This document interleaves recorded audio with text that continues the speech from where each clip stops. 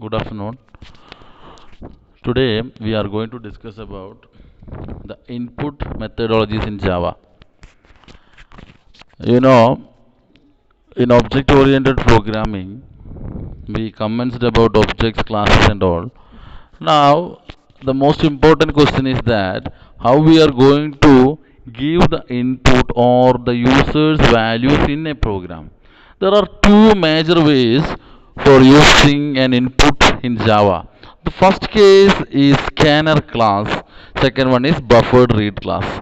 How we are going to input our things using scanner class is our context. See, in this program you can see class ABCD. We open that class and inside that you can see how to write the scanner class. See, scanner is the keyword used for that. So we wrote scanner. After that, scanner. Actually, the scanner class, not only scanner class, buffer read class also is there. Any of this class you can use. The format or syntax is very same, but some kind of syntax you have to follow. For scanner class, the syntax is like this: scanner in in is the variable which we are going to assign our scanner class. In equal to new scanner, so that we are creating a new object there or a small memory or object there using that new operator. New and delete are operators. Here we used new operator only because of that, because this in is a variable and we are assigning that in as a variable as scanner object. So we here declared the scanner object here, and this scanner object is in here.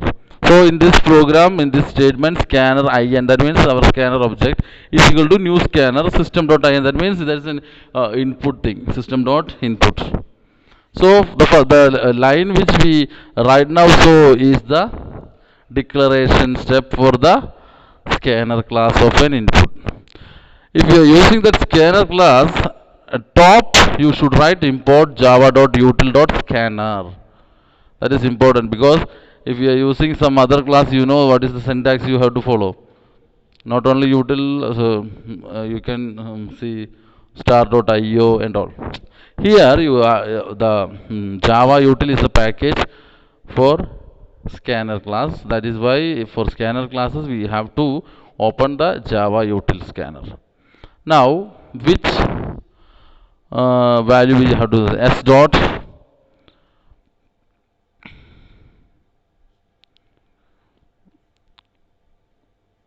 here we are giving a value, enter a value. Just we are giving a message to enter to get a value. This is a message for the user to get a value, enter a value. That's all. Int n equal to, int is a data type, n is a variable. We are declaring that data type. Sorry, that object, that variable n as integer, and we are initializing it as in dot next int. What is this next int function? Next int function is used to input an integer in your program.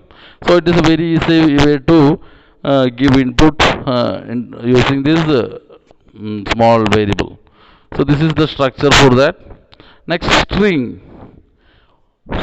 word equal to, word is another, string is the data type, word is a variable. We are assigning something for a word. What is that? String word equal to in dot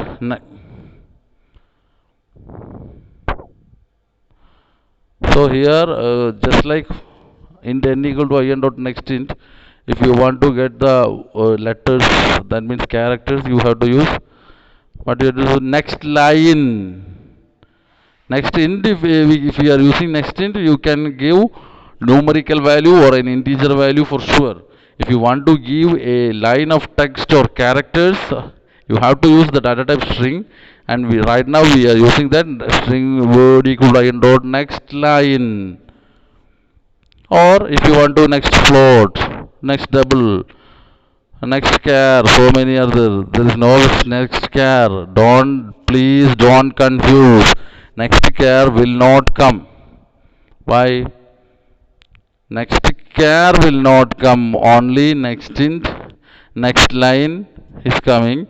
If you want to use the words like alphabets or statements, you have to use the data type string, and you have to use in dot next line instead of next char. Okay, so next line is the input here. So this is how we are using scanner class for some conditions is there. The first condition is that for scanner class, scanner in equal to some. So it is a very simple thing.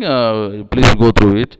Now, if we are using a buffered reader class, how we are going to put the input? Here we see this is the step we wrote the scanner in equal to new scanner. That was the format. Here the format is different, a little different. Buffered reader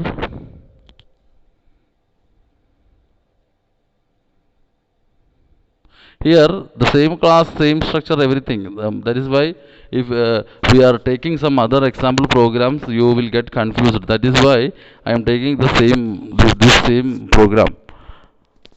See, it is almost the structure is same, but not exact. Here buffered reader BR.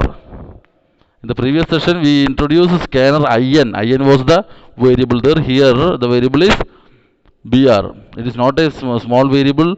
It is an object. Buffer reader object. The previous one is IN. That was scanner object. So here buffer reader BR equal to new buffer reader, new input stream reader.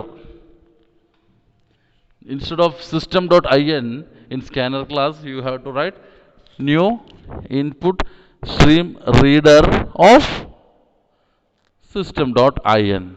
As it is an input, you have to use new input stream reader system.in. Why we are using this is buffer reader, it have a temporary storage space.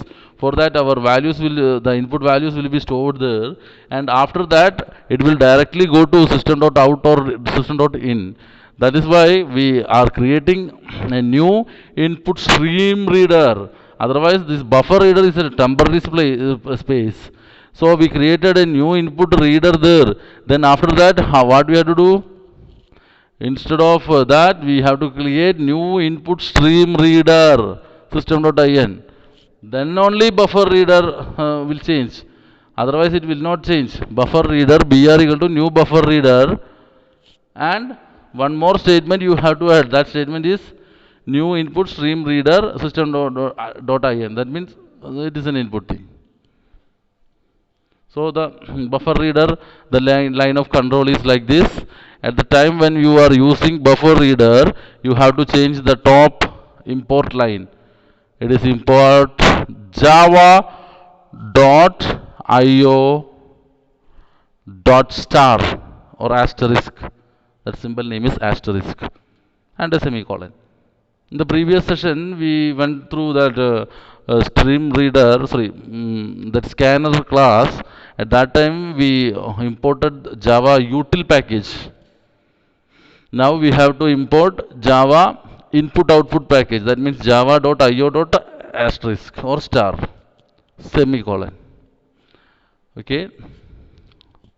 System.out.println and array value. That means we are giving a small statement to the user for getting an input, that is enter a value, so that the user will give a small input for the program, and whatever input we got, that will be inserted in, that value will be inserted in S. For that purpose we are doing the string S equal to BR dot. Why we are using BR? BR is the object for buffer reader class. That is why we are using BR. String S equal to BR dot read line is the command. So buffer reader class, the command is like this: string S equal to BR dot read line. There, what was the command?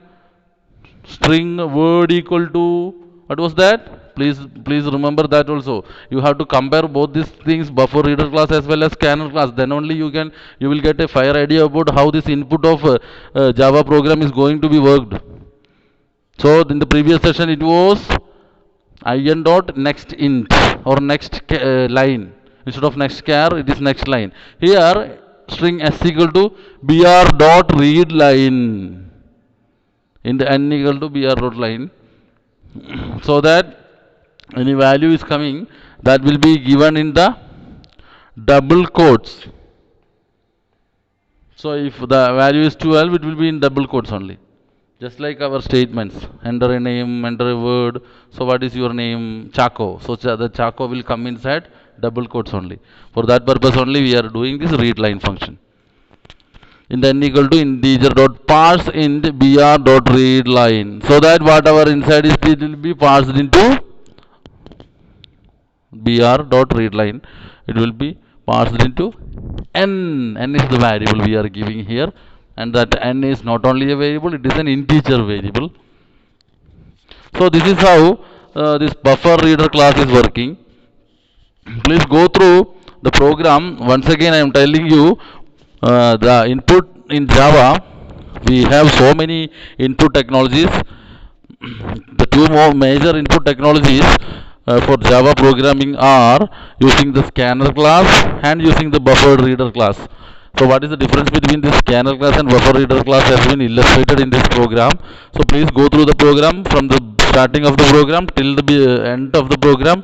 You have to compare each and every value which we are giving, and please compare the format, syntax and all, just like buffer reader class, how we are writing the syntax of buffer reader.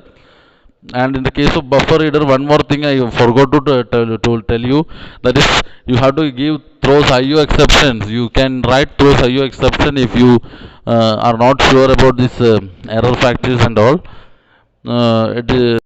So Abhyasites, please go through the input in Java section, and please go through scanner class as well as buffer reader class and their syntax, how the format is working, and what is their working inside the programs also.